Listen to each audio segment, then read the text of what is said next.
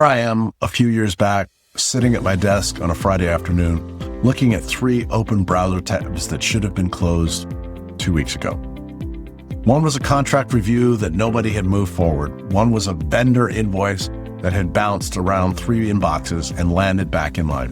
One was a follow-up email to a partner who had been waiting 9 days for an answer. And these were the things I could see. The ones I could not see, the ones that had quietly dropped through the cracks without anybody noticing. Those were the ones I actually worried about. I had a team, I had a real venue, I had a methodology that worked, I had clients getting great value, and things falling through the cracks anyways. Because I was the choke point on detail. I was explaining the work at one level. The team needed it explained in greater level of detail, and I didn't have the hours to do the translation. So the gap quietly turned into a leak, and the leak turned into a list, and the list turned into a Friday afternoon staring at 3 browser tabs and knowing this had to change. This episode is where I tell you what I did about that, and the test that now is the front door of every hire I make. I'm Camper, and I am a fractional CMO, COO, and founded VentureGain. For 20 plus years, I've watched founders make the same hire mistakes. They get to the moment where they know they need help. They write a job description, they post the role, they interview 6 people, they hire the most likable one. 6 months later, they're back at their desk on Friday afternoon looking at 3 open browser tabs that should have been closed forever ago. The first hire is not about finding a person who you can work with. The first hire is about finding a person who thinks the way you need them to think when they hit gaps you don't see. This episode is about how to find that person. Before I tell you what I did, here's the frame I used to figure out what to hire for. I call it the ABC process. The few years running it on myself has made it the cheapest piece of operating discipline I have. A is a list of things you do best. The work that lights you up. The work that, if you spent 80% of your week on it, the business would explode in a good way. B, a list of things you do well, but don't really give you energy. You can do them. The output is fine, but every hour you spend there is an hour you didn't spend on your A-list. And that cost really compounds. C is a list of things you get rid of immediately. The work that drains you, the work you procrastinate on, the work that produces a worse outcome the longer you hold it. I learned this from Strategic Coach, but I've really implemented it and found it to be one of the most valuable things around. Most founders, when they actually run this sort, are surprised by 2 things. 1, the A list is shorter than they think, and the C list is much longer. The hiring conversation doesn't start with a job description. It starts with a sort. Once you've named the C list, you don't hire title to handle it. You hire a person with great aptitude who can handle the specific work that needs to come off your plate right now. A few years ago, I had a moment that crystallized this for me. The week I took a real vacation, let myself look at the business from the outside. I came back and realized that roughly 80% of the company was not in any way, shape, or form being managed. I've been holding it together with attention. Attention is not management. The attention I had compounded into a tax on my own hours that I couldn't pay forever. It wasn't scalable. When I sat down to figure out what to do about it, the answer was not hire a chief operating officer. The answer was hire a specific person whose job it was to translate my ideas into a level of detail the team could actually run with. I needed an expediter, a point person, somebody who could take what I said, a 15-minute conversation, and turn it into a 90-minute work stream the team could execute on. Somebody who would walk into the building, ask the right questions, integrate the answers, and report back. I didn't try and invent a title. Titles are for org charts. They're not for hiring. I sat down and wrote a list. Exactly the work this person would do, exactly what they need to be good at to succeed, exactly the kind of judgment they would have to exercise when I wasn't in the room. This list was the foundation of everything that followed. I took that list and I socialized it. I wrote it up in a document. I posted it on an online forum, not a job board. A forum where people who hang out there are exactly the kind of operator I thought I needed. And you know what I got? I got 40 inquiries. Of those 40, I scanned for one thing first. Did they actually answer the question I asked? Or did they pitch themselves at me? About a third of the inquiries went directly to the bottom of the pile because they were pitching. They explained their experience. They told me how great it'd be. They did not answer the specific question I asked in the post. I put a small secret in the post. I said somewhere in the middle of the document that anybody who emailed me should put a specific word in their subject line as a way to show me they read the post carefully. Detail orientation was a non-negotiable. The easiest way to test for it was to make detail orientation a cost of entry. Most inquiries didn't include the word. The ones that did, I read carefully and shortlisted 4. That's it. 40 inquiries, 4 finalists. And the filter was simple. Did you read the post carefully and answer the question I actually asked? Then I gave the 4 finalists the same test. I hired each of them to do 1-hour job. I paid them for that hour, real money, on an invoice, before I made a hiring decision. The work was real, but the brief was deliberately incomplete. That was a design choice that mattered. I didn't give them everything they needed. I wanted to see what they would do when they hit the gap. I wasn't watching for output quality, primarily. I was watching for what they did when the brief was thin and/or non-existent. How did they handle missing information? How did they decide what to do when nobody was there to tell them what to do? What I saw was 3 distinct patterns of behavior. The first group did the minimum. They took the brief as given. They did exactly what the document told them to do. They didn't ask questions. They didn't fill gaps. They didn't notice the holes. They billed for the hour. They submitted their work and waited for the next instruction. Capable people. Wrong fit. The second group asked questions and then froze. They emailed me with a list of clarifying questions, fair questions, reasonable questions, the kind of questions that a normal job I would have welcomed. But when I didn't answer right away because the test was the test, they didn't move. They waited. The hour passed. Nothing happened. Capable people. Wrong fit for this role too. The third group did something different. They asked 1 or 2 questions if they were genuinely stuck. They made judgment calls on the rest. And when they delivered the work, they said the same thing in different words. Here's what I thought you wanted. Let me know if I got it right. The third pattern, that's the one. Intuitive with a check-in. Not intuitive alone, because solo intuitive procedure work drifts from what's actually needed. Not check-ins alone, because pure check-ins produce paralysis when I'm not available. Initiative with check-in. The person moves, the person also keeps the loop alive. I hired the one who matched that pattern. That person is still in the loop today, years later, and that hiring move is one of the most important operational decisions I've ever made. Most of the people I work with now operate similarly. We built around it on purpose. Here's what the ABC sort, the work not title document, and the 1-hour test all share.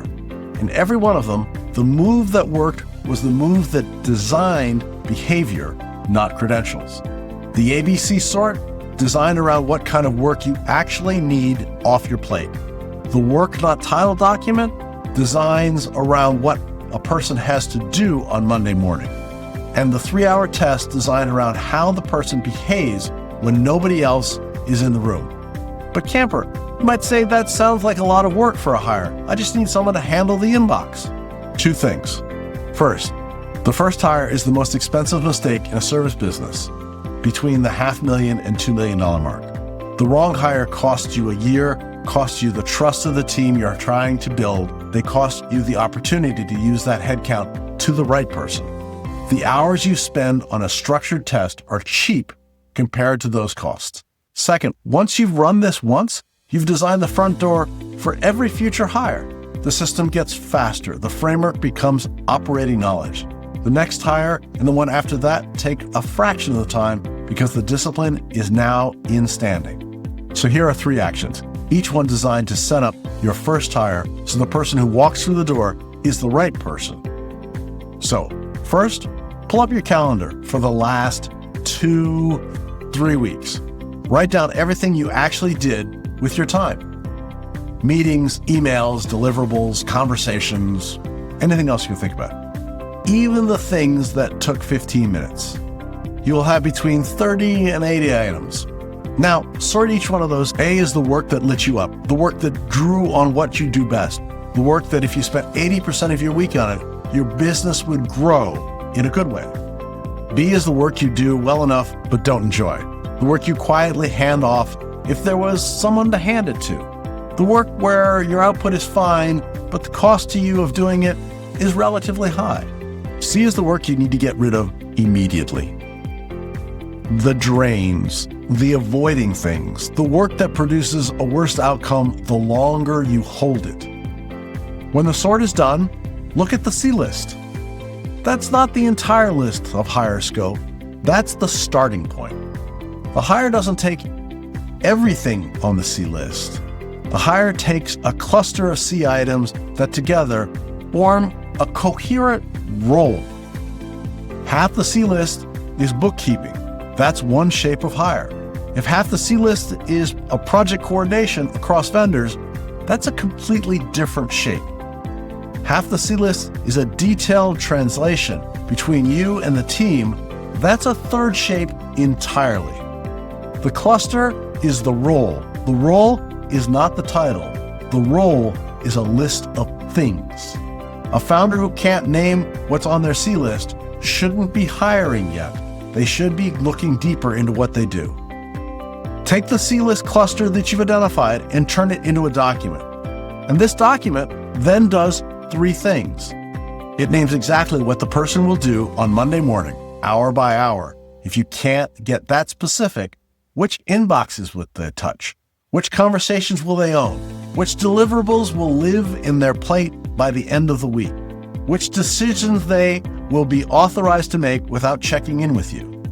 It names the judgment that they will have to exercise when you're not in the room, the places where they will have to make a call, the constraints they have to honor, the tone that they will have to hold.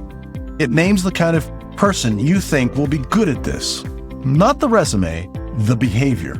For example, detail-oriented enough that you would notice an inconsistency in a spreadsheet before I would. Comfortable enough with my ambiguity that you move on partial information and check once it's a draft. Service-minded enough that you treat a client email at 9 a.m. as priority over your own inbox at 9 a.m. The document is the post. The post is the first round of filtering for you before you read a single application. Then, in the document, embed one quiet test, a small detail that anyone who reads carefully will catch, and anyone who skims will completely miss. It's the cheapest way to filter for detail orientation in the world. A job description filters for an average candidate. A work not title document filters for the right one. Once you've narrowed the field to your top 3 or 4, give them all the same 1-hour job. So here are 3 rules for the test. The work, it must be real, not hypothetical, not a case study. A piece of work you actually need done that week. They will produce something. You will see. You pay them for the hour. Real money, real invoice, sent before you made any hiring decisions. These show that you're not only interested, but also avoid all of the issues around it. The payment was what makes the test ethical. The payment is also what tells you who treats paid work the way they will treat your work. And the brief should be incomplete on purpose. Not so incomplete they can't start, but missing enough that a thoughtful operator would notice the gap and have to decide what to do with it. And then simply watch. You will see 3 patterns. 1, someone who does the minimum, asks no questions. 1 that asks 3 questions and then freezes. And then the one that asks 2 questions, makes a judgment call on the rest, and delivers the work and asks the question, did I get it right? The third is the person you want to hire. Initiative with check-in, move, but keep the loop alive. The behavior in the 1-hour test is a behavior you will get every week, day in and day out. You can't unsee what that test shows.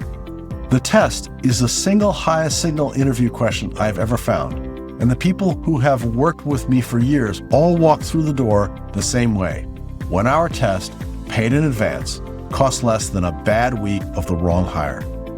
So 3 things to take for this. 1, the ABC sort comes before the job description. A lights you up, B is what drains you, and C, what comes off your plate immediately. Hire for the C clusters, not a title. Write down the work, not a title. Hour by hour, decisions named, behaviors named. With 1 quiet, detail-oriented test embedded so people who skim filter themselves out before you even read a word. 3, run an hour paid test. Same brief, same partial information, same finalists. The behavior in the test is the behavior you will get all the time. Hire the person who shows initiative with check-in. If you want the 1-hour test kit, the full framework with the ABC sort worksheet, the work not hired document template, the hidden detail test setup, and the 3 behavior rubric, it's in the description and pinned to the comments below this episode. It takes about 30 minutes to run end to end, and bring your calendar. What I'd love you to do this week is run the ABC sort. Just that. Put 2 weeks of your calendar, or 3, and put every item in A, B, or C, and look at the C list. Don't write down a job description yet. Don't post anything. Just see the list on the page. Then put in the comments below, what's the thing that takes the most energy out of you? Drop the C list item that surprised you the most, the thing that you've been doing for years that lit up column C when you actually wrote it down. And let's continue this conversation and learn from each other, because somewhere in those comments is the first hire scope that's about to get written this quarter. I look forward to talking to you soon. Thanks for tuning into today's episode on the Strategy Session, where we take your business from stuck to unstoppable. Here's another video I think you'd enjoy. If you found these insights valuable, remember to hit the like button, subscribe to our channel, and ring the bell for notifications on our latest videos. Remember, you're not just marketing, you're making history with Venture Gained.